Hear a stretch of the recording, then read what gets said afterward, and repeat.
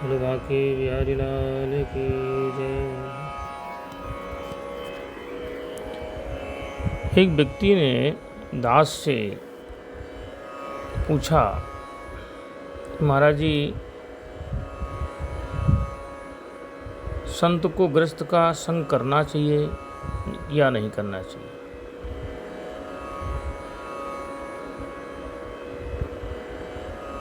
ये बात हमारे शास्त्र और संत परंपरा दोनों में कही गई है। इस संग का असर होता है,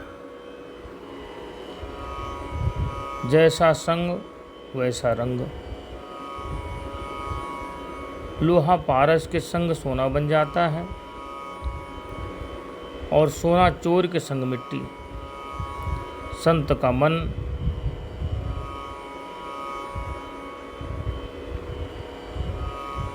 कांच की तरह निर्मल होता है।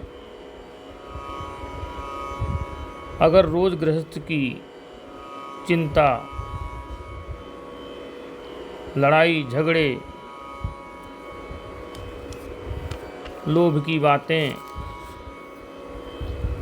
सुनेगा तो निर्मलता पर धूल जम जाएगी। गृहस्थ के 3 अवगुण हैं। पहली चिंता पैसा, दूसरी चिंता घर, तीसरी चिंता रिश्तेदार की।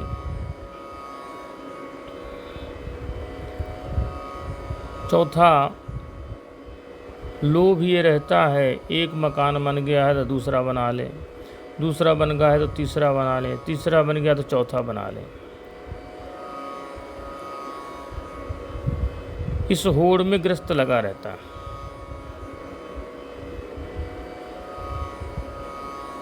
और मान अपमान, लोभ, लोग क्या कहेंगे, ये ग्रस्त बहुत सोचता है। संत का काम है इन तीनों चीज़ों से ऊपर उठे। साधु का धर्म क्या है? संत का काम है, संत का काम दुनिया चलाना नहीं है। संत का काम है दुनिया को रास्ता दिखाना।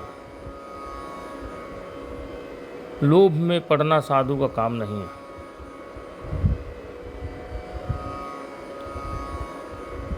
लोभ में साधु को नहीं पड़ना चाहिए।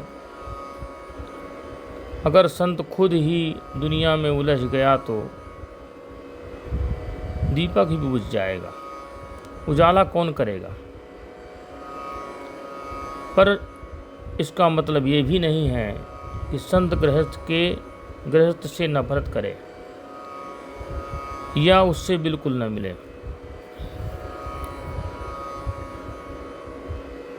संत को चाहिए गृहस्थ के दुख में मार्गदर्शन करना चाहिए। कोई व्यक्ति बीमार है तो आशीर्वाद देना चाहिए, कथा कराना चाहिए, भजन कराना चाहिए, पर गृहस्थ के झगड़े में नहीं पड़ना चाहिए। रोज गपशप नहीं करना चाहिए। जमीन जायदाद के झगड़े में भी नहीं पड़ना चाहिए। शादी ब्याह की पंचायत में भी नहीं पड़ना चाहिए।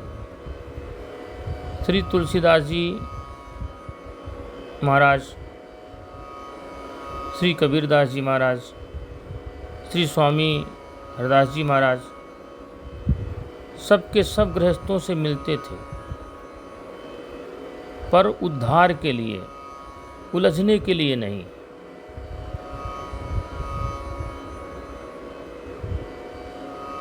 मिलते थे और फिर जंगल की ओर चले जाते थे।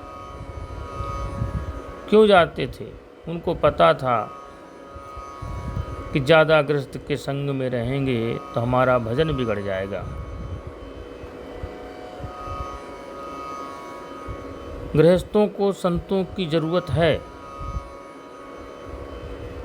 और संतों को एकांत की ज़रूरत है। इसलिए दूरी इतनी रखो कि दिया जले भी और धुआं भी ना हो। साधु को बहुत ज़्यादा गृहस्थ का संग नहीं करना चाहिए। लोबा के हरिलाल की